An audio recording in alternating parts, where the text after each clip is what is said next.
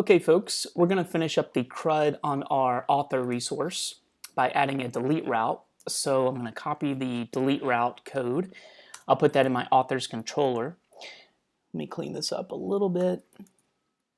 So for this one, it's a little different, and I'll explain why. For this one, you may be asking yourself, well, why aren't we doing a .delete if we're trying to delete a resource? There's a very specific reason why we're doing that. If you go to the edit view, which is where we have our delete, so if I go to like edit author, here's the delete link. So the reason that we're going to make this into a GET request is just so you have like two versions of how to do this. Because this is a link to delete an author, it's not a form. So remember, with forms, we can use method override to kind of configure the exact type of method and such that we want to send. Since this is a link, we can just do a GET request and create an arbitrary path to actually, delete an instance of something. So for this one, I'm going to send a GET request to authors, then the author ID, and then /delete. So that's the path.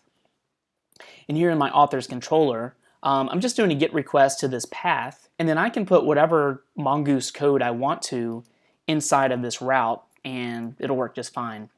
So even though this is a GET request, when Node and Express gets the request, it's actually going to call the Mongoose method find by ID and remove. So I'm going to grab the ID, delete that author from the database, and then remember that delete does not have its own view, so we need to do a redirect.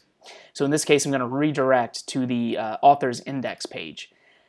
Up here, in some of these other steps, maybe you'd want to redirect to like the author show page, or re-render the author show page. Obviously, if we're deleting the author, we can't go back to that author show page because the author does not exist any longer. So let's check this code out. So let me refresh here, and now I'm going to try to delete Andrew. So when I click delete author, Andrew has been deleted, and I'm redirected to the author index page.